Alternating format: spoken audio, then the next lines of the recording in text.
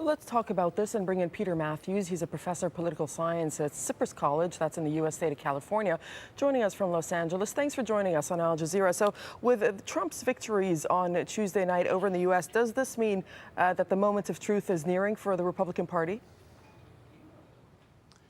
Not entirely. I mean, certainly they're in that direction because Trump has got the most delegates and he needs to win 50% plus one in order to win the nomination at the convention. Now, he needs to win 62% of the rest of the delegates if he's going to get the 50% plus one. And that's a tall order unless he can win those winner-take-all states coming up. He's doing quite well right now. He did win after all. He won the key state of Florida where he got all those delegates. He can certainly win them. There's a chance that he can win them still and take the nomination, but there's also a chance it could be a brokered convention where the party leaders will then wheel and deal with the other delegates from other candidates and then maybe put together another candidate, or Trump himself, or someone else like Casey. Well, that's what I wanted to ask you, actually. So if there is a brokered convention on the Republican side, then would it go back to the old ways where the parties do things that there were no primaries and the parties decide by themselves who the nominee would be?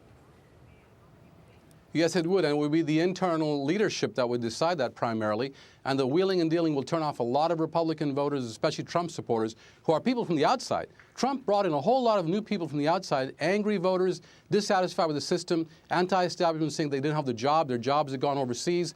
And so this is the discontent that both sides are feeling. That's why Bernie Sanders has been able to do so well for so long. On the left and the right, there's a discontent against establishment politics and politics as usual, and the people losing their jobs and their livelihoods. That's been the problem. Before we talk about the Democrats, let me just ask you one more thing about the Republican side, because there are, you're saying that Trump does have a lot of support, but at the same time, there are some senior Republicans who say they're never going to support him. So how far are they willing to go to block him? I think they're going to go as far as they can because they really don't want to have Trump. They feel that if Trump wins the nomination, the Republican Party becomes a whole new party or it will disintegrate overall, and they don't want to see that happen. So people like Romney went on board and made a public speech that was very vitriolic and against Trump and laid out the groundwork as to why Trump should not be nominated. So it's a big, tough internal struggle going on right now. And when this happens, the party is in danger of being disintegrating, actually. And that could very well happen, too, with this party. Let's just look at the Democrats for a moment. You were saying that Sanders does have support, but the numbers don't point to that direction. Hillary Clinton clearly in the lead. So is there anything that Bernie Sanders can do?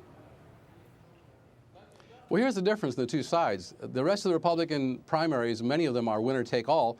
On the Democratic side, it's proportional representation still. So if Sanders wins 45% of the vote, he gets 45% of the delegates, pretty much. And so he can still hang in there and get large numbers of delegates. Hillary still has to get 2,300 or more, just over 2,300 to win the nomination. She's got about 1,100 plus a few super delegates that could switch sides.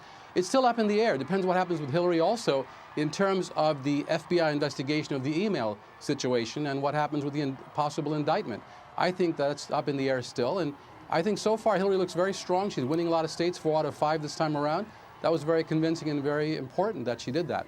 It gives her a big boost. But Sanders is not out of it yet. I would not write him off because he has always pledged to go all the way till the end and push his issues of social justice, fairness, income inequality, and how to fix those things that are very dear to American voters, especially the working people. All right, Peter Mathews, we thank you for joining us from Los Angeles.